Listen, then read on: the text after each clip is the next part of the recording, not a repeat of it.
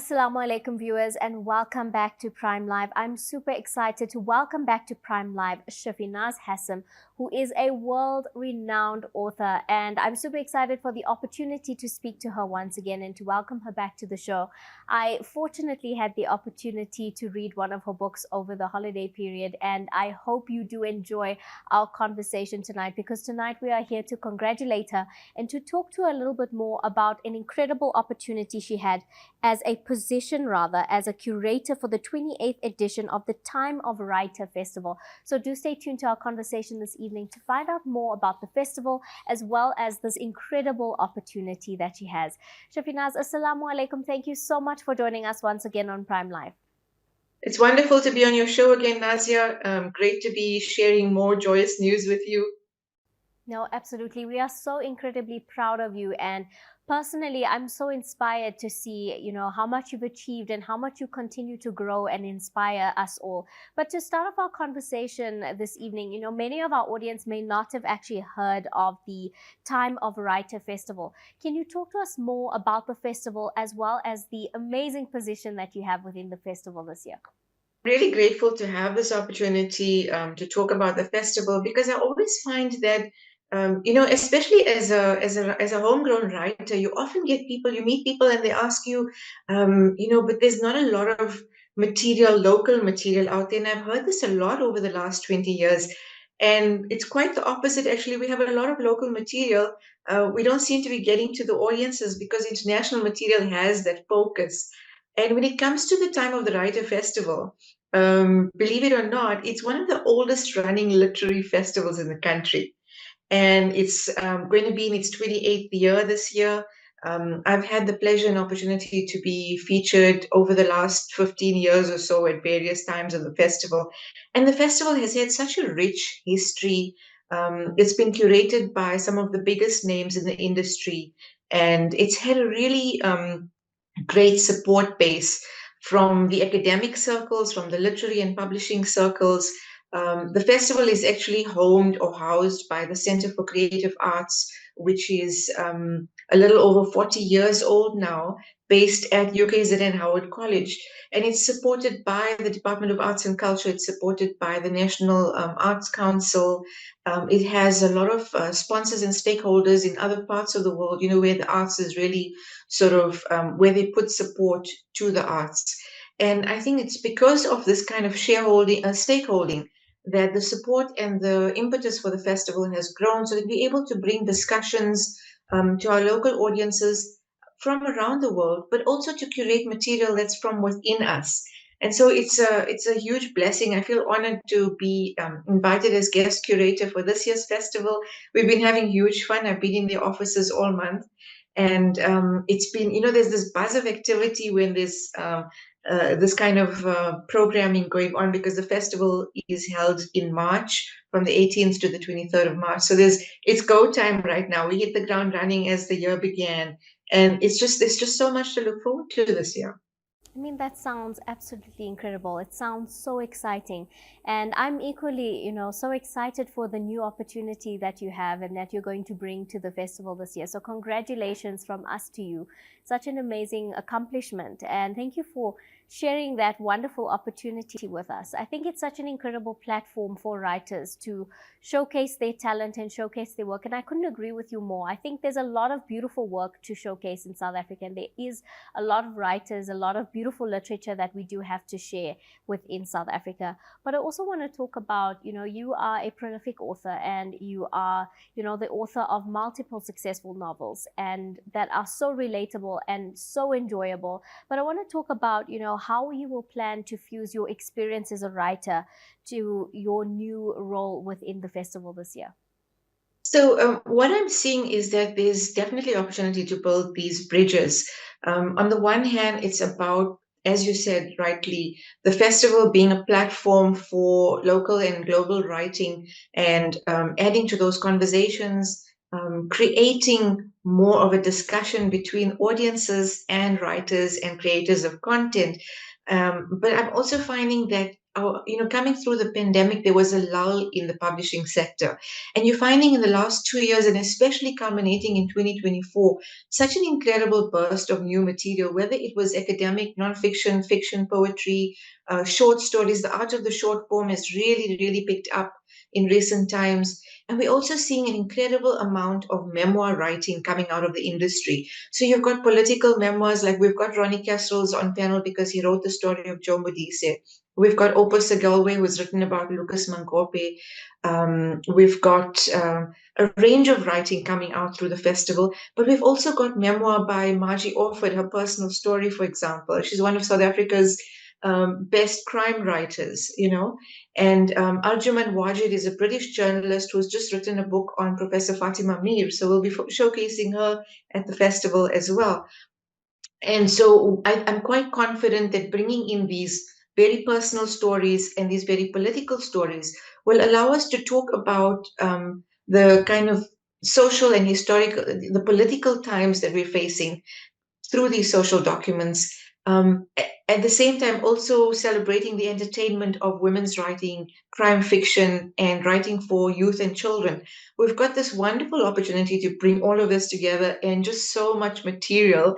It's a jam-packed session. We're going to launch online the actual program in the next few days. But I can at least share that our featured author for this year is John van der Reet, and those of us who have been reading the Spud series over the last 20 years will be very pleased to know he's been launching around the country recently, Spud the Reunion. So imagine reading a series 20 years ago and being able to come to this understanding that the characters have grown, the Crazy Eight has grown up, but have they really grown up? It's a fantastic journey through that book as well. So we're looking forward to interacting with John on the stage and with workshops through the festival. And I think that I really appreciate the opportunity to speak to your audiences because I want young people in our communities to come to these festivals, to join these workshops, and to say, if these authors can write these books, then so can I. I really want to impress upon our community and our youth that you can write your own story because it's that tangible. The writers are right here in front of you, having written their stories. So I really want to have that as an offspring of interaction. No, definitely, Shafinaaz. I think we lost you for a second there, but I think you are so correct in saying that your message is so important in the sense that it's so incredibly important for young people to make sure that they know and understand that their stories are valid, their stories have a place, and attending these kind of events and workshops are going to cultivate that already existing talent that does exist within them. And I mean, what an exciting thing, that the author of Spud is going to be part of the festival. I think we all grew up on those books, and it's so exciting that there's another one. I think it's almost as exciting as, if there were to be another Harry Potter book coming out as well. That's the feeling I have as well. I mean, we all grew up around the Crazy Eight and, the adventures and the chaos of the Crazy Eight. So that's such an exciting opportunity as well.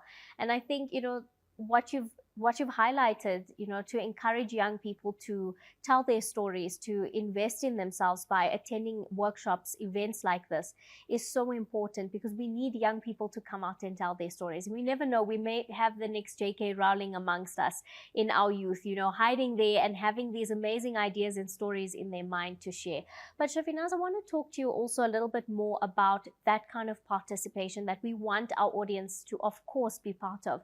Talk to us about how the public can get involved, how do we attend these workshops, and how do we become more part of the festival? So the festival is free to attend. It's held in Durban, South Africa. But what's nice is through COVID, they also immediately took on the online space. So we've got the festival program online. We'll have many conversations in the virtual space if you're anywhere in the country and you're not able to make it here, or anywhere in the world for that matter. And then an entire week of panel discussions and workshops from the Tuesday of opening night on the 18th of March all the way until the 23rd of March, the Sunday. Friday is a public holiday, so we've got both online sessions and an entire poetry festival where there's slam poetry and spoken word poetry and that sort of thing. And there's also a lot of stakeholder events. So youth organizations coming to the fore. We'll have a festival program online in the next week or so. So you'll be able to go to the Time of the Writer Center for Creative Arts page on the UKZN website. And I must say, the CCA is also a sort of interdisciplinary research center. So they do festivals throughout the year. You would have heard of Durban International Film Festival. You would have heard of Poetry Africa, the Jomba Arts Festival, Artfluence, which looks at human rights issues. And so we collaborate with our sister festivals along the way. And I think that's created a great synergy for bringing content into the spaces, both online and on site, but also allowing young talent to develop. So they have talent workshops, whether you want to write or act or perform poetry or make a film for that matter. Industry professionals are coming together with young talent, and there's these opportunities to synergize in this way. So I think there's definitely a lot of opportunity in that way, where people coming for free to these festivals. Time of the Writer will be held both at Howard College on UKZN campus, as well as Alliance Francaise in Morningside. Your Durban audiences might be more familiar with where Alliance Francaise is in Morningside. It's a street called Sutton Close quite central in Morningside. And what we like about the space is that it's also quite central for people to be able to come from different parts of Durban, and to come together to the space and attend these events and these conversations.